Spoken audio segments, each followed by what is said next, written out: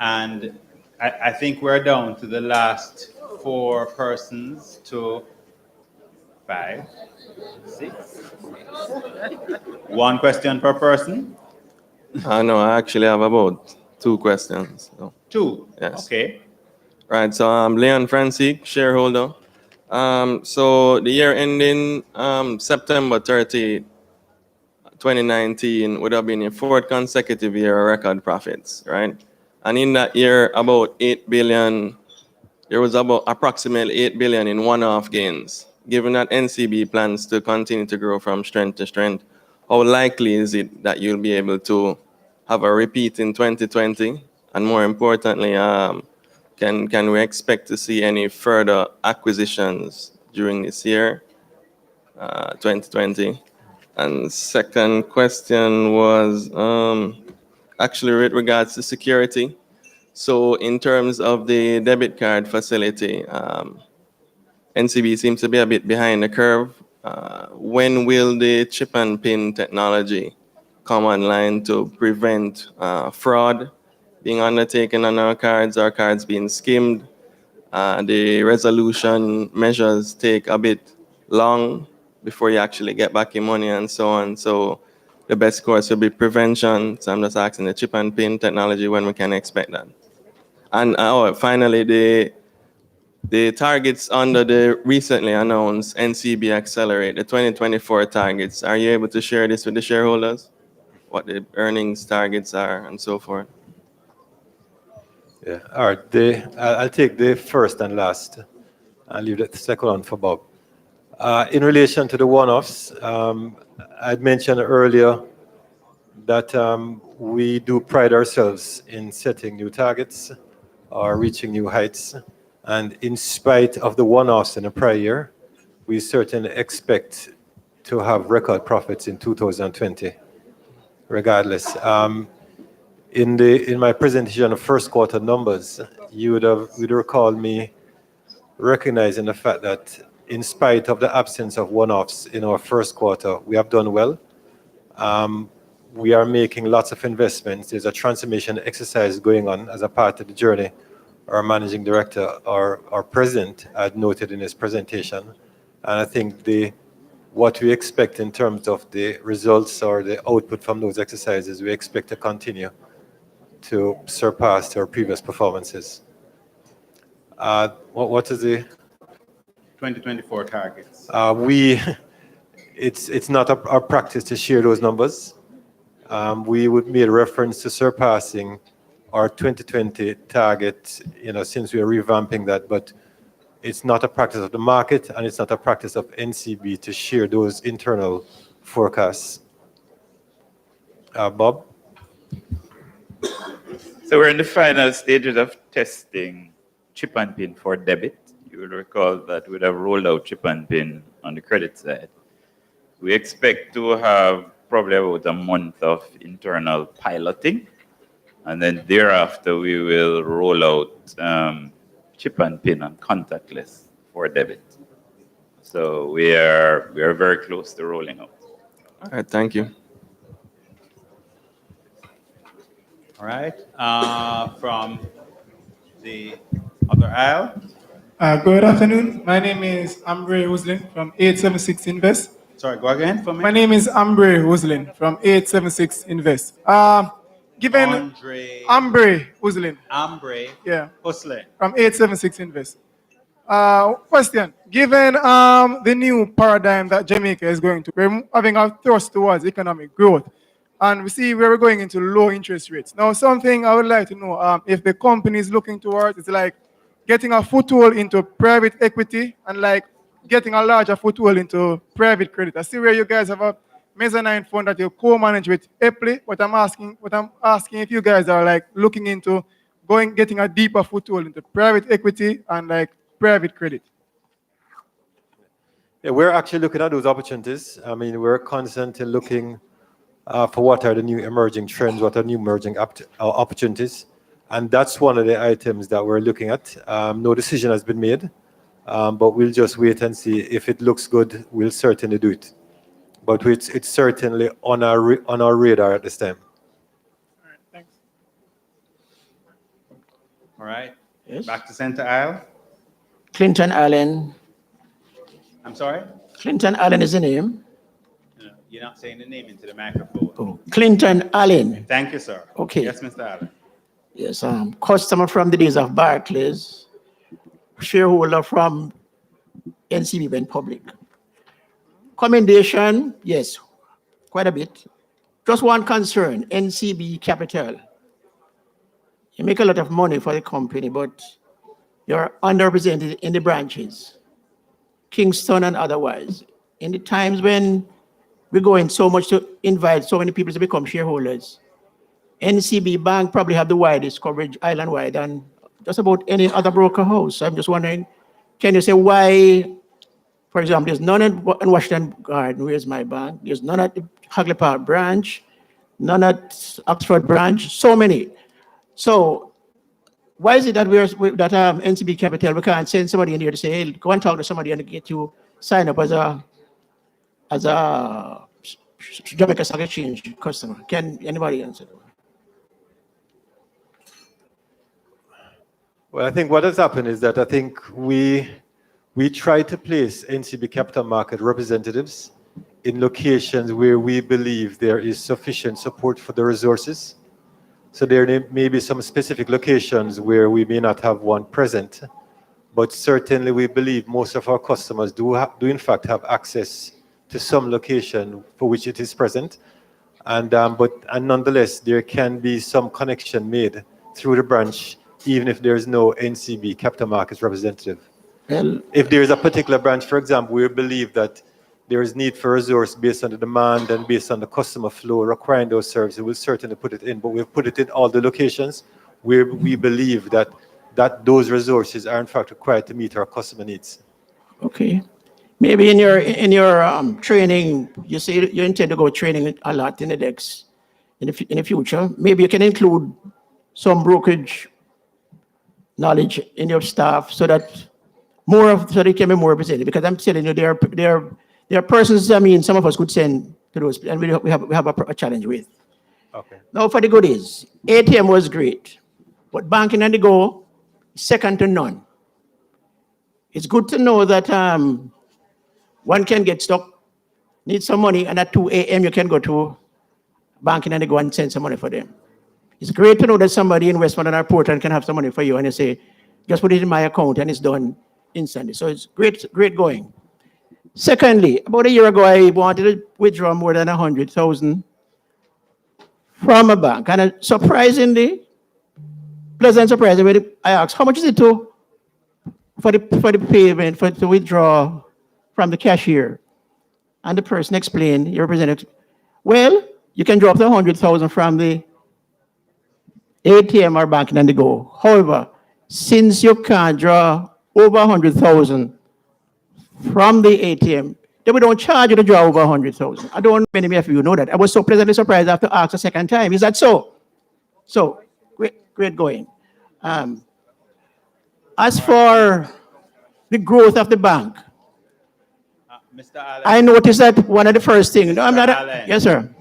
We're getting a little concerned here because we have a few persons who have been standing. Yes, I'll quite finish. a long Finish in a minute. time. Secondly, when Your Mr. last question or Just comment? my second to last comment, yes. When I observed the growth of the bank, I realized that when Mr. Leachin took over, all of our branches start having restrooms. We take certain things for granted. But since we comment elsewhere about the bad treatment, I noticed excellently done the last branch you made at Constant Spring. You don't only just have one bathroom in it. You have one for male and one for female. We take this for granted, but many times we have to run out of other banks to run into other places, right? And of course, the last excellent move. Mr. Leachin always say, use other people's money. After NCB did the IPO for Seprod, I realized invitation was sent to some of us to have loan to buy stocks. And that's an excellent move. I told one of my friends who grew up with Leachin that that's happening, and he said, no, It'll be crazy. We couldn't have money to buy this stock and let us buy it and make more money than the interest we pay. But yes, some of us have taken loan and probably what we pay for the next 3 years, we have made it in stock appreciation in 6 months and less. So great going. Proud to be a owner. Proud to be a member. NCB Capital. Thank you, Mr. Allen. Again, we're going to switch aisles. Morgan Kennedy, can you hear? Hello? Yeah. Yes, I'm hearing you. Morgan Kennedy, Victoria Mutual Wealth. No, So my didn't question, hear you after hello. Morgan Kennedy. Morgan Kennedy? Yes. Yes. So a lot of the outlook for 2024 has to do with integration among the subsidiaries and extracting synergies from same. So my question is, how long is it expected to take for synergies to be realized between Guardian and NCB? And what effect will this have on the cost margins? Mr. Cohen? I think that really, okay, first of all, we expect the impact to happen over the next 12 months, certainly within the next 12 months, and to actually increase over time. In terms of quantifying that, as we mentioned earlier, we are not in the habit of giving a forecast is effectively what that is. But we assure you that we expect to see the benefits coming off certainly within the next calendar year and beyond.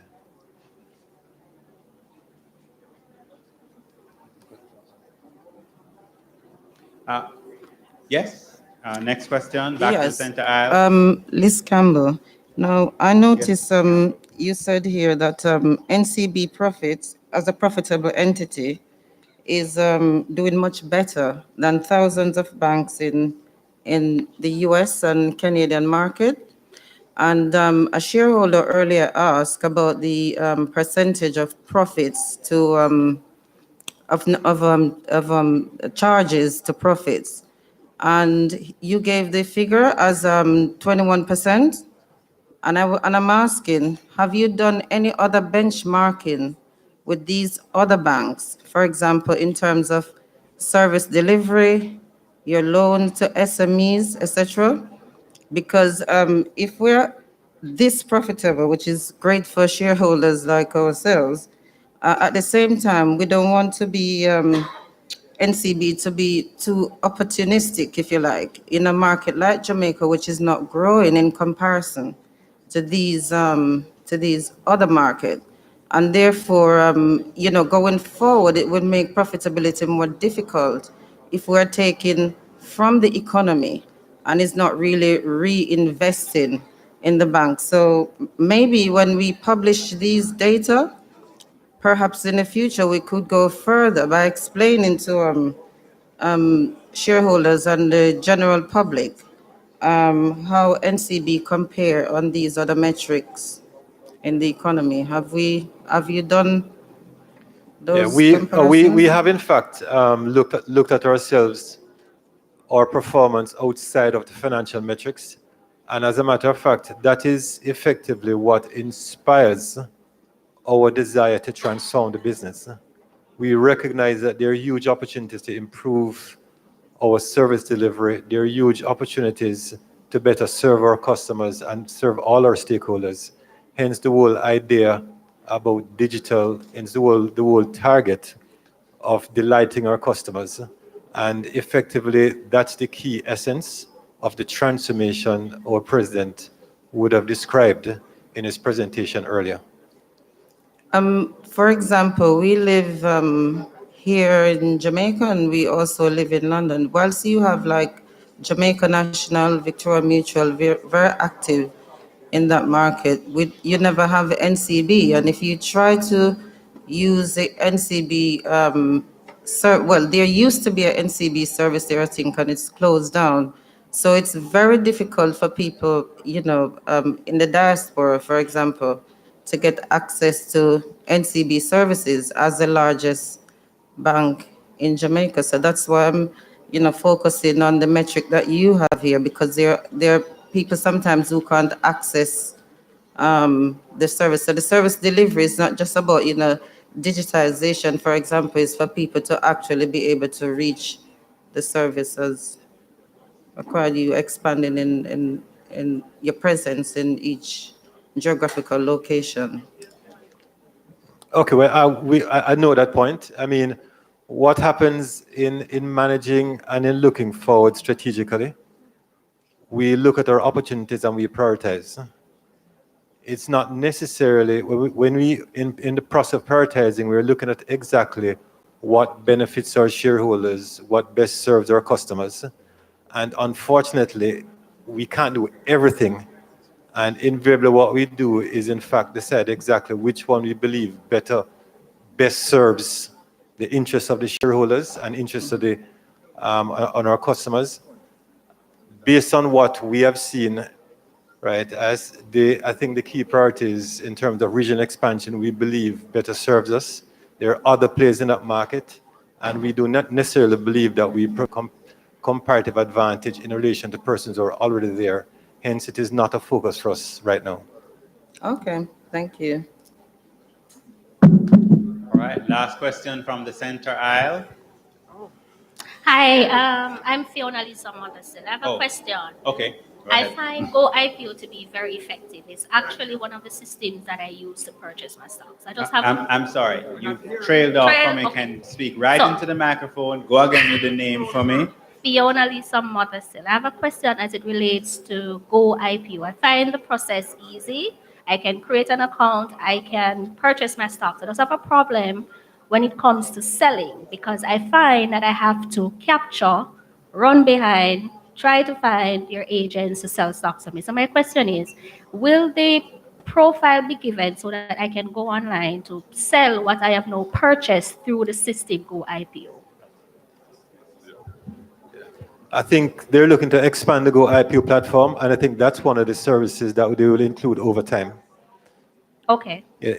So that's being looked at. Right, because I have an issue now, even as it relates to the J Trader Pro program, because even if I do want to go ahead and link both accounts, I still have to capture, try to find the agent to process and do everything on my own. Okay, that's fine. So we're taking a look at those things, sure. Another question, as it relates to everybody now going over, I know you guys have the key card system, where everybody now has moved away and trying to actually find Visa debit. Will NCB step into that boxing ring and try to find a way to process an online system so that I can buy, I can shop, I can do whatever? Absolutely.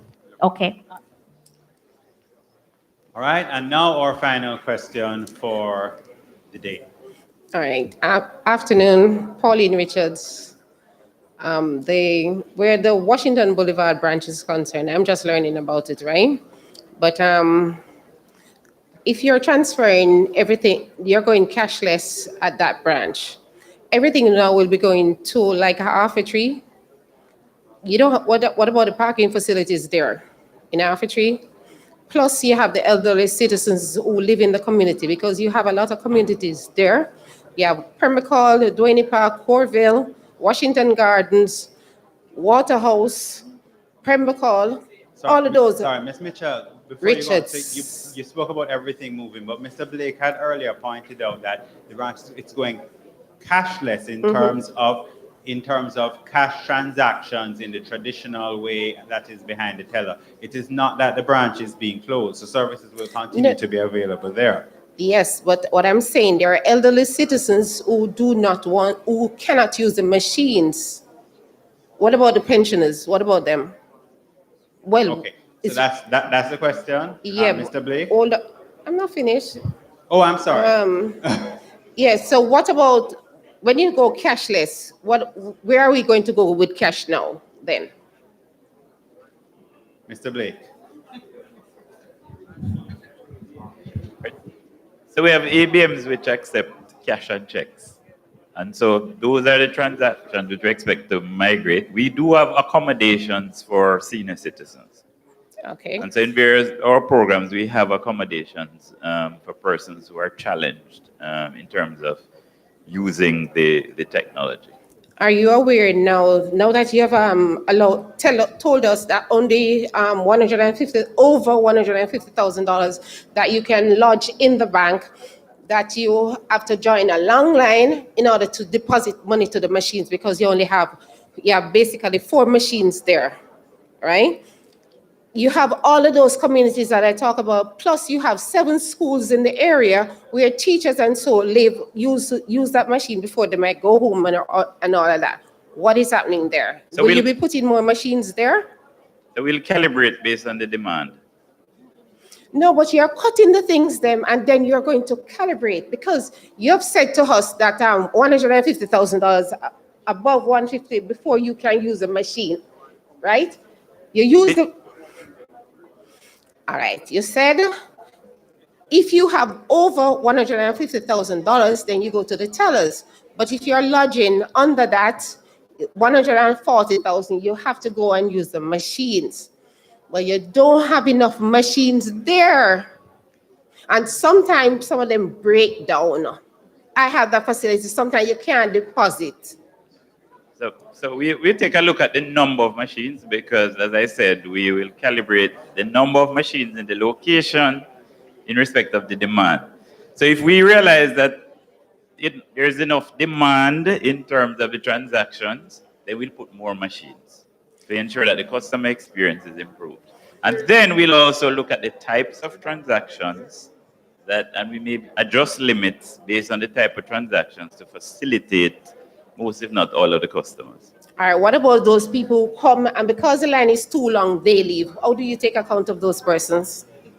So again, we just have to ensure that we have enough facilities that can take. So for example, if we need more machines, then there's more machines. No, but somebody need to be there to see what is happening. Yes, and I'm saying that we take a look at the data and we use it to calibrate.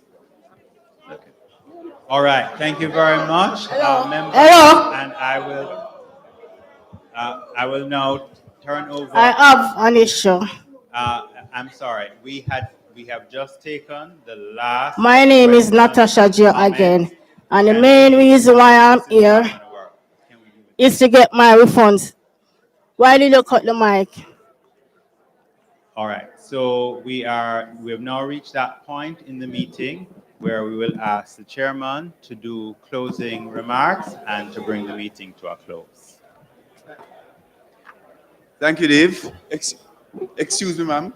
Could you just hold your question until after the meeting ends, and then you can come and ask? Excuse me, ma'am. Could you just hold your question until after the meeting ends, and then you can come and ask? Okay, okay. Thank you very much.